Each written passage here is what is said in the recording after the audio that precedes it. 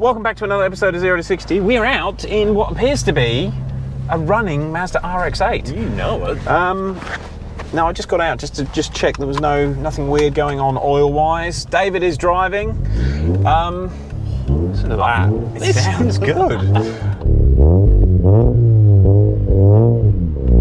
I think you need to rev it out.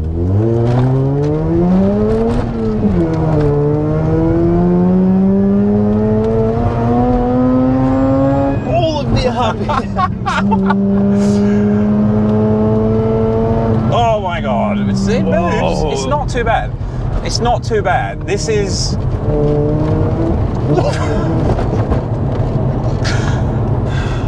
okay, it needs a little bit of work still. Jesus Christ. So that is like an addiction, isn't it? As soon as you can work out where a car's limit is and how you can go past it.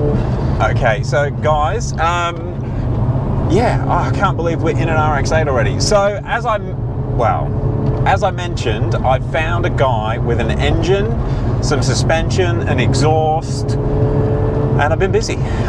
We ended up doing a deal, and that's not too bad speed-wise, especially in the wet. Yeah, we ended up doing a deal. Sorry, this is the first time out in the car, and we now have a working, it works. Well, we've got to do the hot start test. We're just giving it a bit of a thrash, to be fair. We've got to do the hot start test. Okay, so all right, you'll see us when we get back to the driveway. Do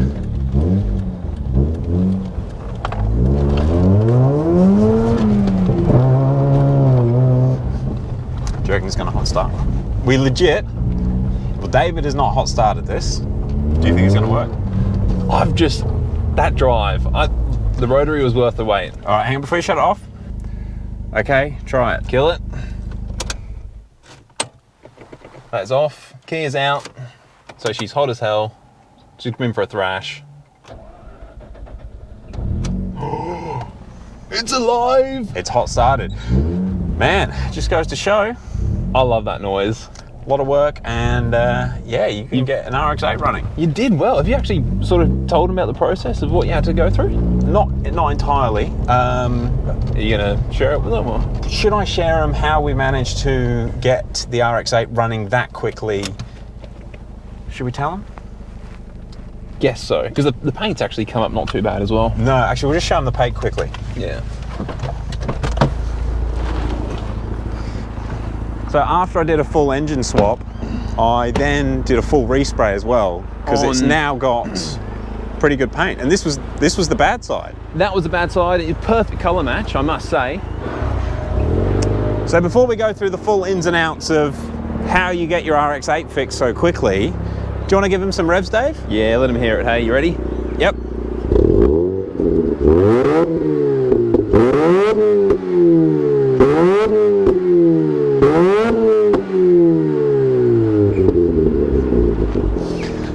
Almost sounds like it's got a tune on it. That is fantastic. Okay, I can't keep him waiting any longer. We've got 2 RX8s now. Which you ever doubled down on something really stupid? Yeah, so basically the full story. After the first video where we did the compression test on that lovely thing, I basically got on Marketplace and I started looking for second-hand engines. And also I'm like trying to work out how much of a mistake we've really made and how much money we're going to lose in sorting all this out. And yeah, this ended up popping up. Okay, I just had to adjust some camera setting then. I noticed it was a bit bright. But basically, yeah, looking on Marketplace, going through all of the options on what we can find. And keeping in mind, we also wanted to do things to that car like the intake, exhaust, tune it. Coilovers. Yeah, coilovers. So there was quite a lot of things that we're sort of adding up in our mind that we're going to be spending on that car. And even if we manage to get an engine, a second-hand engine for $2,000, we're then still going to spend $2, $3, $4,000 on modifying it. Then we've still got to paint it.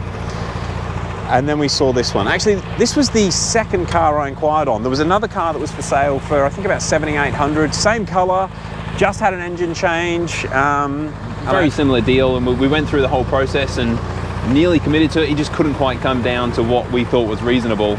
And then literally the very next day, probably 5 hours later, it was early in the next morning, This one come up for sale. and it was cheaper, a better car, better price, better kilometres, better condition, better mods. Yeah, Troy, the gentleman that was selling this, I think he had $8 grand on it, and he offered it to us for 6. And I was like, yep, we'll do it. Well, we were convinced that after we learned what we learned with that one and how bad these engines are, we thought we're going to get there and it's not going to hot start. It's going to be the same situation.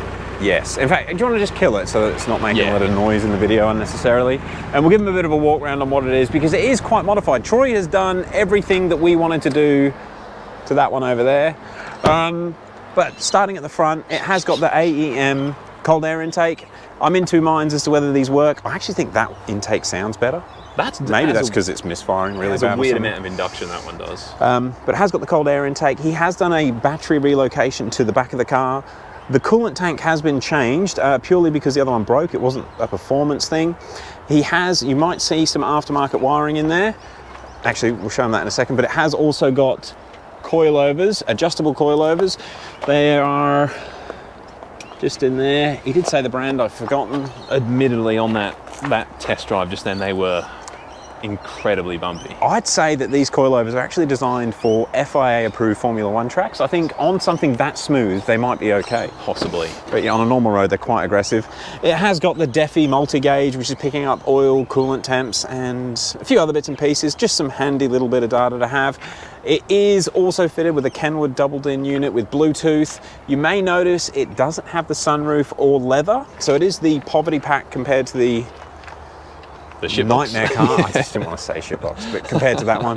And it is much, much tidier. It's done about just under 90,000 Ks. Yeah, and it actually, like, you can tell, like, the condition of the steering wheel, it's a really, really good condition car. So if we wanted to, we could take the leather from that one, or, you know. Yeah, we're still not sure what we're going to do with that one. We can send it back to auction, and again, it's probably not going to make any money now because the internet knows it doesn't work. Well, I think it turns out that, yeah, we bought that was a very bad example to buy for a bad price. Yes. Whereas this one is completely opposite. It's a very good example for a very good price. Yeah, I've probably only spent about an hour or two messing around with this car, but it definitely does hot start. That was David's first drive in it.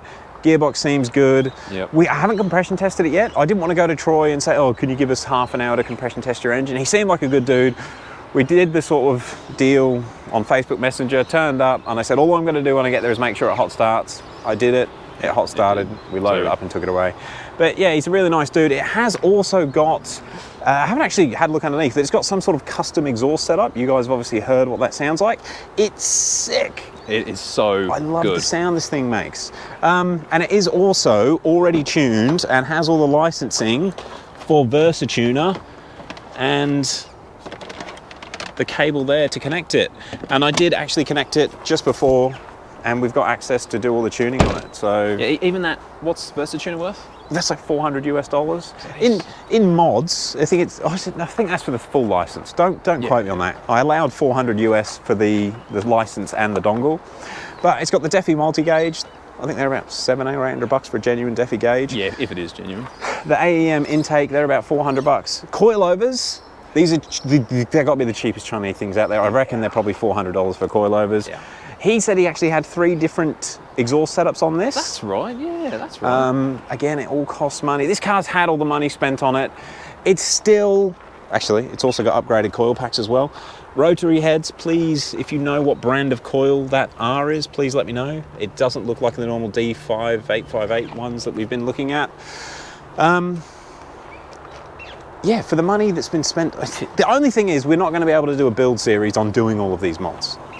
Yeah, which is kind of what we were really excited about that. And we would be able to test and experience the difference and do the install on pretty much everything that this car already has. Yes. Which now it's already just got it.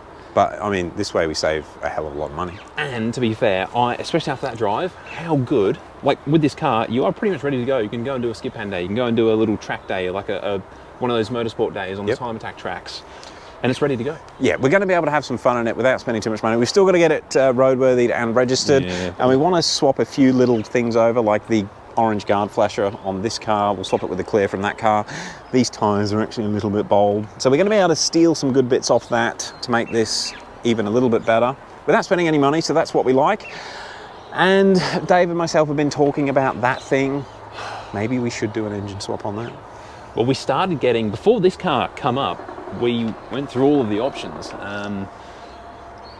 And by engine swap, we don't mean Renesis, something with some decent power.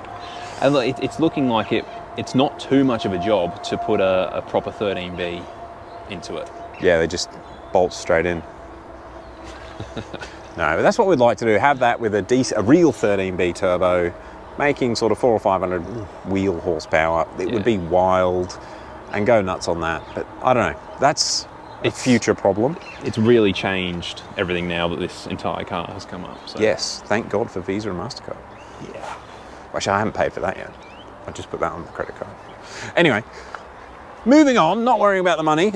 So yeah, we have now got an RX8 that works, runs, drives. We'll get it roadworthy and registered in the next week or two, and you will see a few more videos of us having some fun in it. And even on that drive then, like you barely went over the speed limit. Like probably actually, yeah. Like I was watching the speedo, like it didn't matter how fast you were going. Where you accelerate for that long in any of our other cars and you're having a bad time. You've done 3 times the speed limit and you've crashed.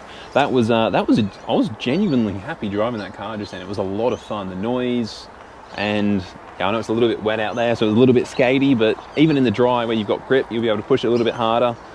Just the noise this thing makes, and the way it revs, you just never want to. It never feels like it's struggling. You never want to stop revving. It just keeps going. They're a fun little engine. They're not scary, but they're just fun. It is going to be a bit of a happier ending to the first part of our rotary journey. After that thing was everything was just wrong about that. But that's what happens when you buy a car at auction. I do not blame the auction at all. That is the risk you take. Dave, I think there's one thing left to do in 0 to 60 fashion. On the grass? Let's do it. So here we go. It's time to see if a RX8 with enough compression to hot start. Because we'll do a spin. The dew, I'm going to go second gear. All right. We are on wet grass. Oh God, we're on wet grass. It's running out of power.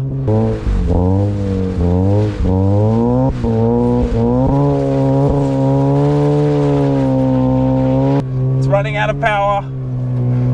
Or traction. That's right, we can link this up. It's too wet. It's too wet. All right, before the neighbors get mad, I think we better end it off there. But guys, we're a little bit more positive about the RX8 journey. We're going to have some fun in this car, and we did just make a mistake with that first one. We just paid too much for it, and it's just a bad car. But because of the first one, we then found this one. So it's a positive in the end. Always a silver lining. Yeah. Thank you very much for watching, and we'll be back to BMW content soon. Peace.